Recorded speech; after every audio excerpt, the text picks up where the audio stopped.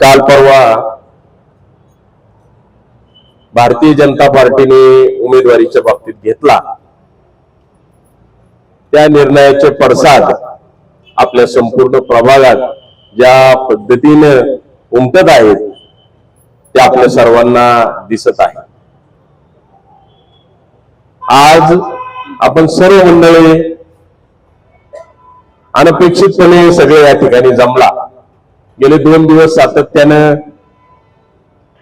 माझ्या पाठीशी लागले होते, आपण सर्वांनी एकत्र यायचं, मीटिंग करायची, परंतु मी ते टाळत होतो। शेवटी ती वेळ काही निवडक कार्यकर्त्यांनी आणलीच, कारण मुळातच मला याच्यावर काही भाष्य करण्याची माझी मनस्थिती नव्हती, हे मी प्रांजळपणे कबूल करतो। जसा तुम्हाला धक्का बसलेला आहे तसाच मलाही धक्का बसलेला आहे। त्या धक्क्यातून अजून मी सुद्धा सावरलेलो नाही, हे सुद्धा सांगितलं पाहिजे। गेले 25-30 वर्षाच्या राजकीय कारकिर्दीमध्ये काँग्रेस पक्षाचं काम मी गेले अनेक वर्ष केलं, अत्यंत निष्ठेने केलं, प्रामाणिकपणे केलं। त्या ठिकाणी अन्याय झाला आपल्यावरती।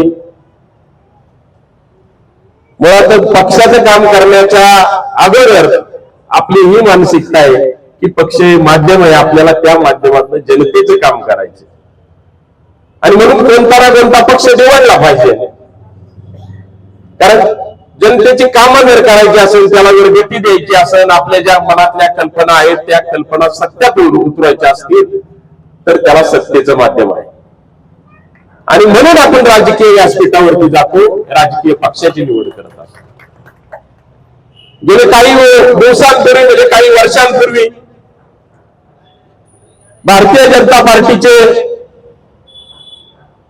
मंडळी सर्व मला विनंती केली, त्यांनी काँग्रेसमध्ये माझ्यावरती अन्याय झाला त्यांनी पाहिला।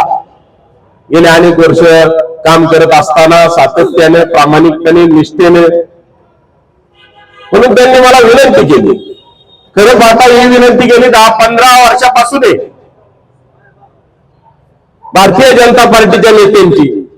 स्वर्गीय आमदार लक्ष्मण भाऊ जगताप हे 2017च्या निवडणुकीमध्ये संपूर्ण शहराला माहिती आहे, जे जे राजकीय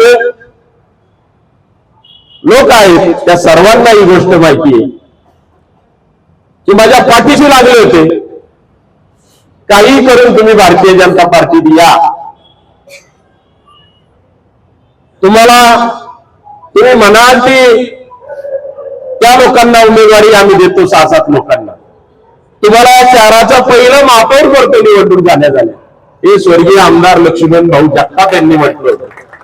हे मी बोलतो नाही, त्याला साक्षीला लोक आहेत अजून इथं, कुणालाही तुम्ही विचारू शकता। मी 10-12 नावं देतो, त्यांच्या समोर बोलले होते, माझ्या घरी आले होते ते। परंतु मी या शहराचा काँग्रेस पक्षाचा अध्यक्ष होतो, असं असताना मी म्हटलं माझ्यावर जबाबदारी आहे, एका पक्षाने माझ्यावर जबाबदारी टाकलेली आहे, मी माझ्या वैयक्तिक स्वार्थासाठी मला जी जबाबदारी दिलेली आहे त्याच्या कर्तव्यापासून मी पळणं योग्य राहणार नाही, माझ्या स्वार्थासाठी त्याच्यापासून पळणं योग्य राहणार नाही। आणि मी लक्ष्मण भाऊंना विनंती केली, भाऊ म्हटलं मला माफ करा, मला तुम्ही महापौर करसाल हेही मान्य, आणि हे खरं आहे, लक्ष्मण भाऊ जगताप एकदा बोलले की ते करून दाखवणार असा तो नेता होता, त्यांनी 100% केला असतं। मला म्हणले तू फक्त उमेदवारी अर्ज भरायचा घरी, बाकीचं सर्व पाहतो, लोक सुद्धा तुझ्या बरोबर आहेत, फक्त तुला आम्हाला उमेदवारी द्यायची। एवढं झालं। मी भाऊंना प्रांजळपणे, नम्रपणे त्या ठिकाणी ही भूमिका त्यांची मला अस्वीकार्य होती आणि मी त्यांना नाकारलं त्या ठिकाणी। त्यानंतर काही काळ गेला, लक्ष्मण भाऊंचं निधन झालं। लक्ष्मण भाऊंच्या निधनानंतर त्यांच्या पत्नी श्रीमती अश्विनीताई जगताप या निवडणुकीच्या रिंगणात।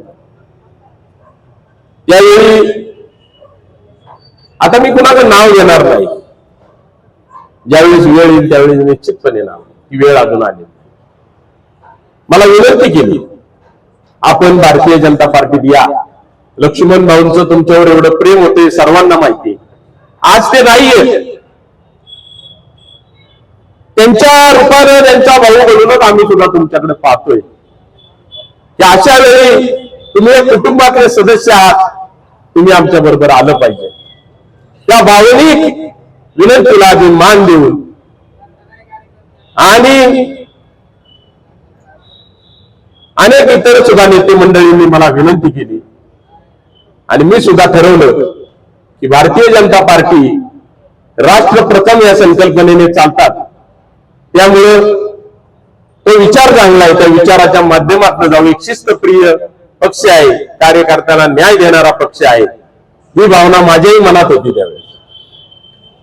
असं असताना ज्यावेळी भारतीय जनता पार्टीच्या उमेदवाराला विरोधकांनी अक्षरशः घेरलं होतं, त्या पोटनिवडणुकीच्या वेळी, त्यावेळी मी फार मोठा कार्यकर्ता नाही, परंतु त्यावेळी माझ्यासारख्या कार्यकर्त्याची मदत सुद्धा फार डोंगरा एवढी होती त्यावेळीची मदत.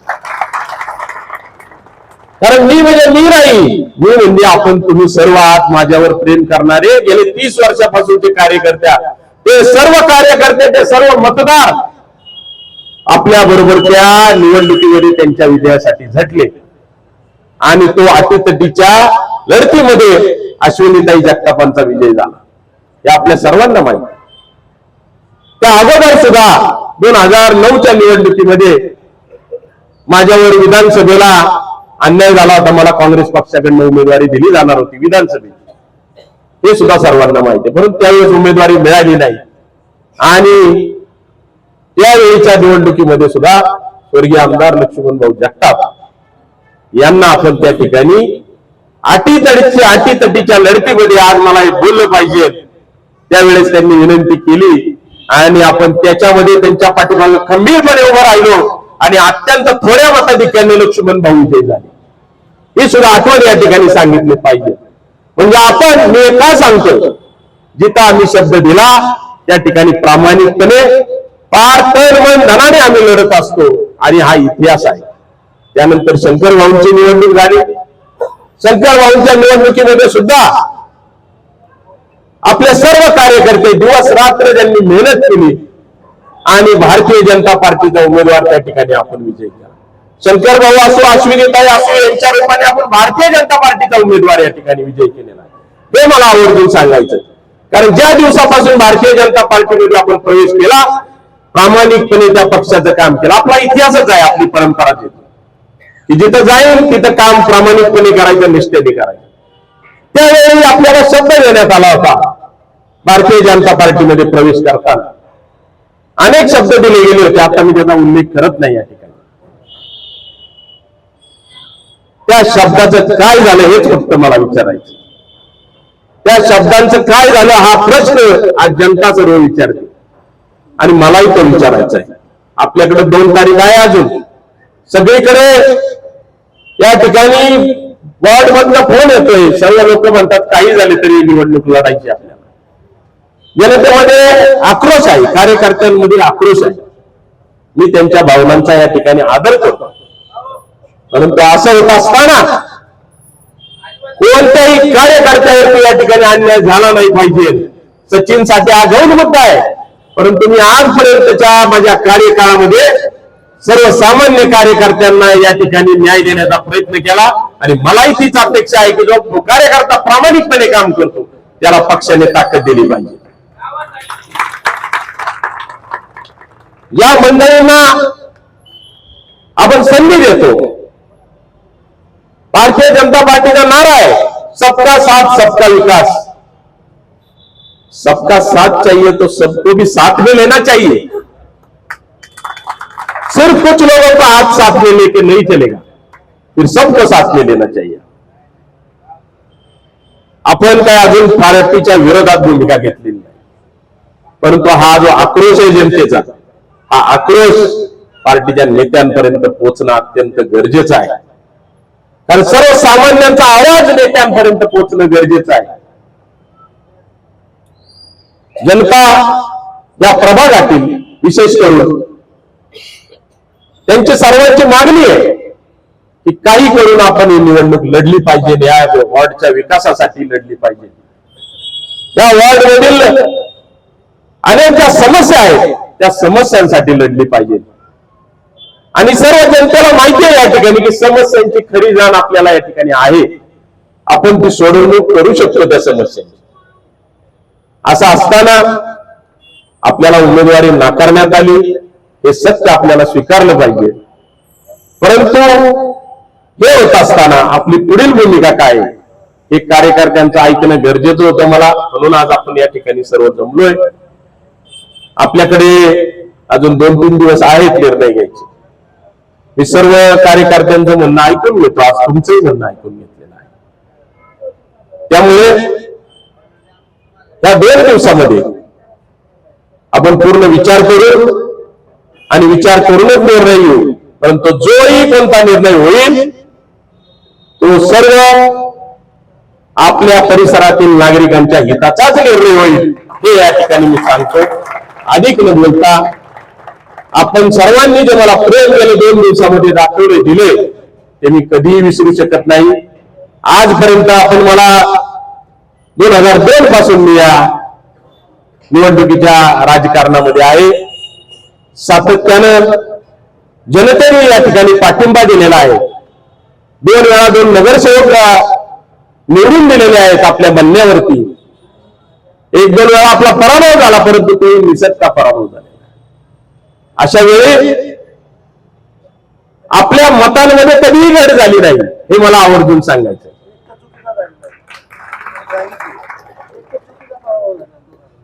आत्ताच काळू शेटनांकडे या ठिकाणी आहेत ते साक्षीला आहे.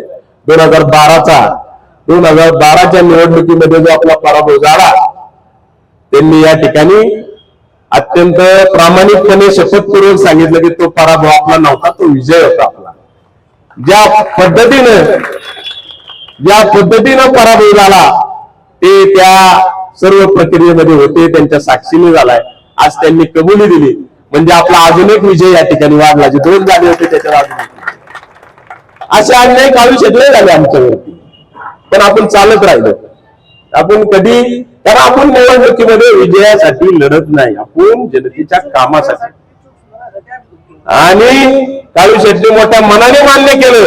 काळू शेट असतील, भुलेश्वर असतील, नानगुडे पाटील असतील, सर्व नानगुडे परिवारांनी जे सत्तेच्या मार्गावर आहेत ते सर्व आपल्या बरोबर आहेत.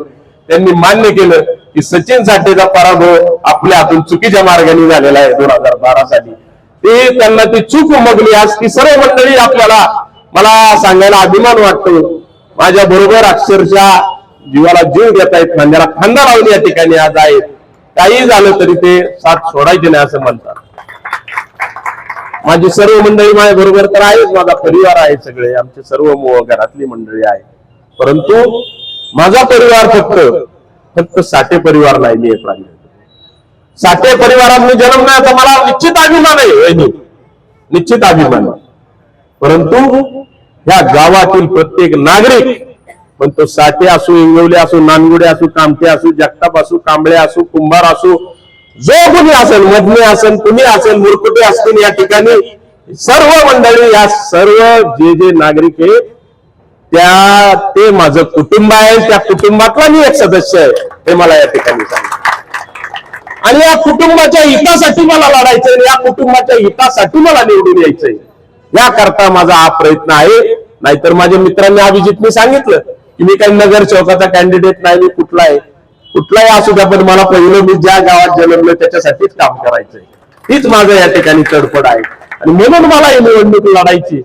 मला तुम्ही पाहिलंय अनेक मंत्र्यांबरोबर यांच्यावर मला सर्वांचं प्रेम मिळालं. परंतु मी ज्या गावात जन्मलो त्याचं कुठेतरी उतराई व्हायचंय आणि ते उतराई कृतीतून व्हायचंय. त्याकरता ही निवडणूक लढवण्याची माझी प्रामाणिक इच्छा आहे. ते निवडणुकीचं तिकीट मला नाकारल्याचं खरं दुःख नाहीये. मला दुःख याचं आहे की माझी संधी जाते का काय गावची सेवा करायची, याचं मला खऱ्या अर्थाने दुःख आहे. ते दुःख माझं फार मोठं आहे. त्याच्यामुळे मला अक्षरशः या ठिकाणी अस्वस्थ झालेलं आहे. कारण ती संधी मला घ्यायची, कारण उद्या कोणी पाहिलेलं आहे, उद्या कोण मी असेल नसेल, आजचा दिवस फार महत्वाचा आहे. तो दिवस, ती संधी आपल्या हातातून जाऊ नये ही माझी या ठिकाणी खंत आहे. अधिक न बोलता आपल्याकडे 2 दिवस आहे, पाहूया. आपण आपल्या सर्वांचं मी म्हणणं ऐकलेलं आहे. योग्य ते सर्व बाबींचा विचार करून आपण निर्णय घेऊ एवढं बोलतो. आपण प्रेम दिलं, तुमच्या प्रेमामध्ये मी आयुष्यभर रुळे राहीन, मी राहीन, माझा परिवार राहील.